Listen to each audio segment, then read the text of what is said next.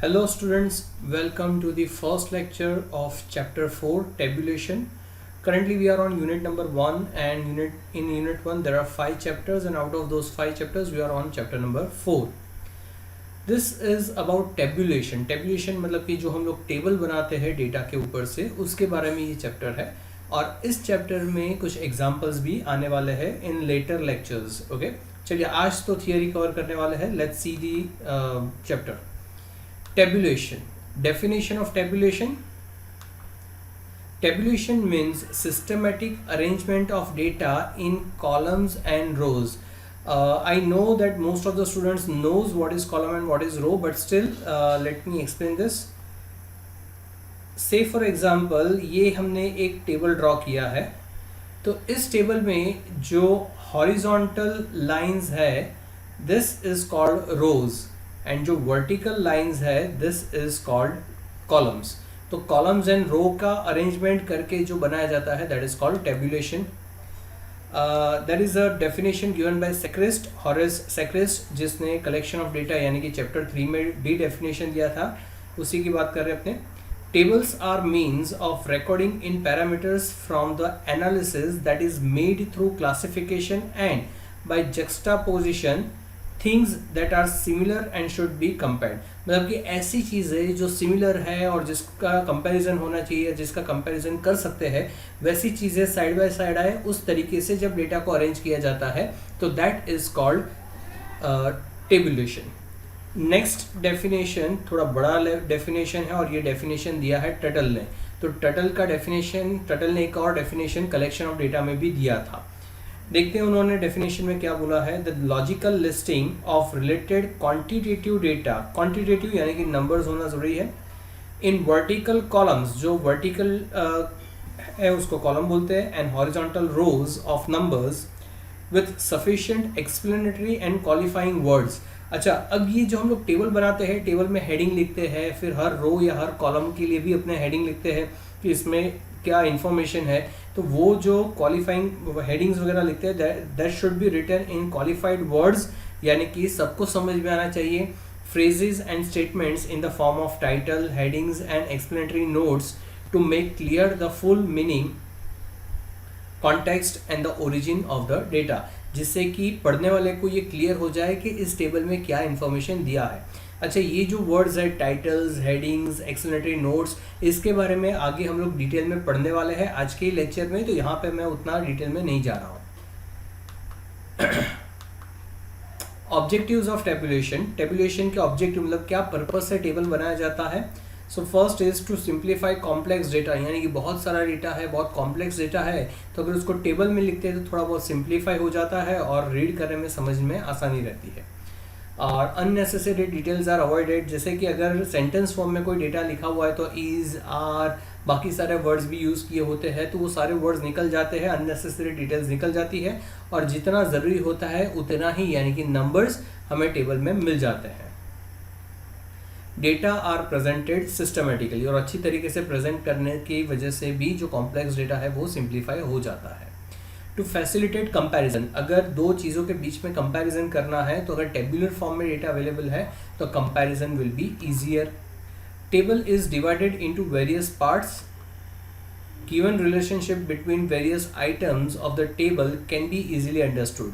तो पूरा टेबल जो है वो अलग अलग पार्ट्स में डिवाइड होता है और अलग अलग चीज़ों के बीच में जो रिलेशनशिप है उसको समझने में आसानी रहती है. अच्छा, which are the parts of table, वो हम लोग आगे देखने वाले हैं. To economise space. अच्छा, understand the word economise. Economise यानी कि सेव करना या कम जगह लेना, that is what the meaning, that is what is the meaning of the sentence. All unnecessary details are and repetitions are avoided. जैसे हमने पहले भी देखा था कि अननेसेसरी डिटेल्स आर अवॉइडेड, तो उसकी वजह से स्पेस बच जाती है. To depict trend and pattern of the data, तो डेटा जो है उसका ट्रेंड या पैटर्न क्या है वो भी हमें टेबल से समझ में आ जाता है. To help reference. Data can be used for future studies as the source reference is mention. अच्छा, नॉर्मली क्या होता है कि जब आप टेबल ड्रॉ करते हो तो टेबल ड्रॉ करने के बाद उसके नीचे आप सोर्स लिख देते हो कि कहाँ से ये डेटा हमें मिला है. सो सोर्स लिखा हुआ है तो फ्यूचर में भी अगर कभी ये डेटा वेरीफाई करना है या देखना है कि टेबल में क्या इन्फॉर्मेशन था, तो ये सोर्स पे जाके आप वापस से डेटा को वेरीफाई कर सकते हो टू फैसिलिटेट स्टैटिस्टिकल एनालिसिस। और ये तो एविडेंट चीज़ है, बहुत ही इजी टू अंडरस्टैंड है कि भैया इतने सारे टेबल्स अभी तक हमने देखे, mean, median, mode, quartile, decimal, percentile, जो भी देखा, उन सब में जो एग्जाम्पल के क्वेश्चंस थे हमें, वो क्वेश्चंस हमें टेबुलर फॉर्म में ही दिए जाते थे, तो उसी से आगे स्टैटिस्टिकल एनालिसिस हो सकता है।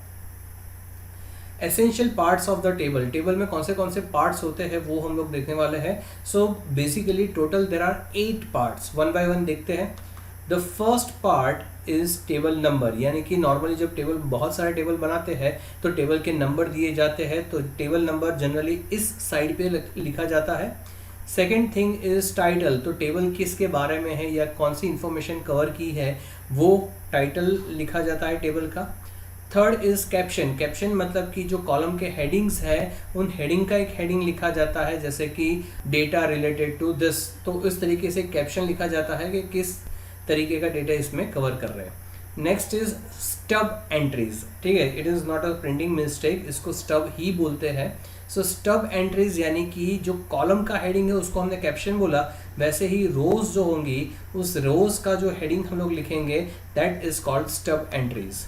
और फिर जो मेन डेटा होगा वो main data in columns and rows में लिखा जाएगा, that will become your main body. Head note लिखा जाता है, जनरली इस साइड पे लिखा जाता है। हेड नोट मतलब क्या, तो जैसे data are in lakh rupees और करोड़ रुपीज और इन केजी, तो इस तरीके का जो इन्फॉर्मेशन लिखा जाता है that is head note. Foot note, foot note यानी कि कुछ ऐसी चीज़ें जो डेटा में हम लोग टेबल में नहीं एक्सप्लेन कर पाए, जो हम लोग नीचे लिखते हैं। एक बहुत इजी एग्जांपल इसका ये है कि जब आप अकाउंट्स में बैलेंस शीट बनाते हो और उसमें डेप्रिसिएशन वगैरह गिनते हो बैलेंस शीट या प्रॉफिट एंड लॉस अकाउंट में, तो डेप्रिसिएशन के लिए नीचे फुट नोट में लिखा जाता है कि it is written down value method से डेप्रिसिएशन कैलकुलेट किया है या स्ट्रेट लाइन मेथड से कैलकुलेट किया है। तो वो जो इन्फॉर्मेशन है जो टेबल में कवर नहीं हुई है, ऐसी इन्फॉर्मेशन फुट नोट में हम लोग लिखते हैं। And last thing is source, कि ये डेटा हमें कहाँ से मिला है वो सोर्स लिखा जाता है। तो टोटल 8 चीज़ें हुई essential parts of the table. So table number, second is title, third is caption, fourth is stub entry, fifth is body, 6th point is head note, 7th point is foot note and 8th point is source. और आपके pamphlet में भी यही order में ये 8 चीज़ों को explain किया गया है। Next is objectives of tabulation. In collection and tabulation, common sense is chief requisite and experience is the chief teacher. अच्छा, ये बात बोली थी बाउली ने, and this is very important sentence because उसके ऊपर से कई बार हमने देखा है कि कॉलेज में MCQs पूछ सकते हैं। किस तरीके के MCQ पूछते हैं, तो according to Bowley, in collection and tabulation, dash is the chief requisite. What is this? तो it is common sense and dash is the chief teacher. तो व्हाट इज चीफ टीचर, तो it is experience. So basically बाउली क्या बोलना चाहते हैं कि जब आप टेबुलेशन बना रहे हो या डेटा कलेक्ट कर रहे हो तो कॉमन सेंस यूज़ करना वो सबसे इम्पॉर्टेंट चीज़ है जो चाहिए हमें, कि आप कॉमन सेंस यूज़ करके टेबल बनाओ। और दूसरा है कि भैया जितना टेबल ज़्यादा बनाते जाओगे वैसे वैसे आपको एक्सपीरियंस आता जाएगा और अच्छे अच्छे टेबल्स आप बना पाओगे। So this are 2 points given by Bowley. एक और डेफिनेशन है हमारे पास, थोड़ा लंबा है बट बहुत इजी है, तो ज़्यादा टेंशन मत लेना। In the final analysis there are 2 rules, सिर्फ 2 ही रूल्स है, उसको ध्यान रखो तो आराम से अच्छा टेबल बनेगा। In tabulation presentation that should be applied rigidly, जिसको रिजिडली अप्लाई करना चाहिए। First, use of common sense, जो बाउली ने बोला था यहाँ पे कॉमन सेंस, वही चीज़ हम लोग यहाँ पे बोल रहे हैं कि use of common sense when planning a table, यानी कि जब टेबल का प्लान कर रहे हो कि किस तरीके टेबल बनाना है तो कॉमन सेंस पहले यूज़ करो। And second, viewing of the propose table from the stand point of the user, यानी कि यूज़र के पॉइंट ऑफ व्यू से सोचो कि ये जो टेबल है वो टेबल कैसा होना चाहिए, या जिस तरीके से टेबल मैं बना रहा हूँ वो टेबल क्या यूज़र को समझ में आएगा कि नहीं, वो सोच के आप टेबल बनाओ तो अच्छा टेबल बनेगा। That is to make the statistical table as easy to read. एक तो ईजी होना चाहिए रीड करने में, रीड कौन करेगा, यूज़र रीड करेगा, तो यूज़र के लिए इजी टू रीड होना चाहिए एंड टू अंडरस्टैंड, और उसको समझ में भी आना चाहिए as the nature of the material will permit. ये बोला था JC कैप्ट ने। Now we are looking at rules of tabulation. अच्छा, ये थोड़ा लंबा क्वेश्चन है। There are 18 points but nobody is expecting you to remember all the 18 points. इसमें से कोई भी अच्छे वाले 10 पॉइंट्स याद रख लेना, तो वो अगर एग्जाम में क्वेश्चन पूछा भी जाता है रूल्स ऑफ टेबुलेशन, तो 10 से 12 पॉइंट्स अगर आप लिख देते हो तो that is more than enough. चलो समझते हैं सारे पॉइंट्स। अच्छा, ये सारे पॉइंट्स समझने इसलिए ज़रूरी है क्योंकि अगर एमसीक्यू वगैरह में आते हैं तो किसी भी पॉइंट में से एमसीक्यू पूछ सकते हैं, इसलिए समझना ज़रूरी है, बट याद रखने की ज़रूरत नहीं है सारे points. First is easy to understand. तो टेबल कैसा होना चाहिए, तो इजी टू अंडरस्टैंड होना चाहिए। अच्छा, I forgot to tell you कि जैसे हमने rules of collection of data में देखा था कि ये जो रूल्स है वो rules hard and fast rules नहीं है, ठीक है। This are general guiding principles के इस तरीके का टेबल होना चाहिए, बट नॉट नेसेसरी कि एग्जैक्टली ऐसा ही हो। Second is large data no single table, यानी कि बहुत सारा डेटा है तो सबको एक टेबल में डालने की कोशिश मत करो, 2 या 3 टेबल बना दो। Third is suit the size of paper. तो जिस पेपर पे आप टेबल बना रहे हो उस पेपर की साइज के हिसाब से टेबल बनाओ। ऐसा ना हो कि आधा टेबल रह जाए फिर आधा टेबल दूसरे पेज पे लिखना पड़े, तो उसका फिर कोई मीनिंग नहीं रहता है। लेसर मेन हेडिंग मोर सब हेडिंग्स। तो मेन हेडिंग है वो जितने कम रहेंगे उतना अच्छा है। हाँ, अगर आपको चाहिए तो सब हेडिंग्स थोड़े ज़्यादा लिख सकते हो। सेल्फ एक्सप्लेनेटरी टेबल ऐसा बनाओ कि सामने वाले को समझाने की ज़रूरत ना पड़े, वो देखकर ही समझ जाए कि टेबल में क्या इंफॉर्मेशन लिखी है। Columns should be kept side by side whose data are to be compare. जो डेटा कंपेयर करने हैं वो डेटा के कॉलम्स आजू बाजू में रखने चाहिए ताकि कंपैरिजन ईजी हो। Figure should be approximated before tabulation. अब मान लो कि आपके पास बहुत सारी फिगर्स है, फिगर्स मतलब कि बहुत सारे नंबर्स हैं और नंबर्स डेसिमल में जाते हैं और डेसिमल में भी पॉइंट के बाद भी 4-5 डिजिट तक जाते हैं, तो इतने बड़े बड़े नंबर्स अगर आप टेबल में लिखने जाओगे तो जगह बहुत रोकेगा। अगर ज़रूरी नहीं है कि आप डेसिमल के बाद भी इतना प्रिसाइज नंबर लिखो, तो टेबल में लिखने से पहले उसको अप्रोक्सीमेट कर लो, डेटा को, नंबर्स को अप्रोक्सीमेट कर लो और अप्रोक्सीमेट नंबर्स लिखो ताकि सामने वाले को अंदाज़ा आ जाए, बट प्रिसाइज नंबर लिखने की ज़रूरत ना पड़े और हमारी जगह भी बच जाए टेबल में। Units of measurement should be written. Measurement की यूनिट यानी कि किलोग्राम, किलोमीटर, रुपीज़ वगैरह जो भी यूनिट लगते हैं, जिस डेटा आपने जो डेटा लिखा उसका जो भी यूनिट है वो भी लिखना ज़रूरी है। Totals at the end should be written. तो हर जगह पे एंड पे टोटल का एक कॉलम या रो बना देना चाहिए जिसमें टोटल लिखो आप। Items should be arranged either alphabetically, chronological or geographical order or according to the size, importance, emphasis or casual relationship to facilitate comparison। ठीक है, तो कंपैरिजन के हिसाब से मतलब रैंडमली डेटा मत लिखो, इसमें से कोई एक चीज़ उठा लो और उसके हिसाब से डेटा को अरेंज करके लिखना चाहिए। To emphasize use box and circles. अच्छा, ये चीज़ हम लोग ऑलरेडी आप करते हैं जब आप एग्जाम्पल कोई कैलकुलेट करते हो स्टैटिस्टिक्स में, अकाउंट्स में, तो जो फाइनल आंसर आता है, सपोज आपका फाइनल आंसर आया 33.5, तो इसके ऊपर आप राउंड कर देते हो, या तो फिर x बार इक्वल्स टू 49, अगर ये आंसर आता है तो आप बॉक्स कर देते हो। तो जो इम्पोर्टेंट इन्फॉर्मेशन है उसको बॉक्स या सर्कल कर दो तो वो हाईलाइट हो जाएगा। Numbers in percentage should be written preferably in italics. ठीक है, इटैलिक्स मतलब कि दिस इज द फॉन्ट। जो नंबर्स है परसेंटेज की बात हो रही है यहाँ पे, तो वो प्रेफरेबली इटैलिक्स में लिखो तो अच्छा है। ऐसा नहीं है कि हार्ड एंड फास्ट की इटैलिक्स में ही लिखना पड़ेगा, बट उसमें लिखो तो ज़्यादा अच्छा। It is preferably in italics. If a data cannot be classified in any class or division, a miscellaneous class should be created। तो हमने एक पूरा टेबल बना दिया, सारे डेटा लिख दिए, बट 2-4 डेटा रह गए जो किसी भी कैटेगरी में फिट नहीं होते। तो अगर ऐसा कोई डेटा बाकी रह जाता है तो उसके लिए एक मिसलेनियस क्लास बना देना चाहिए और बाकी के डेटा उसमें लिख देने चाहिए। Proper title should be there. तो अच्छे से टाइटल लिखना चाहिए जिससे कि हमें पता चले कि हम किस चीज़ के बारे में टेबल देख रहे हैं। जैसे यहाँ पे मैंने टाइटल दिया है, तो वैसे ही टेबल के ऊपर भी एक अच्छे से टाइटल होना चाहिए।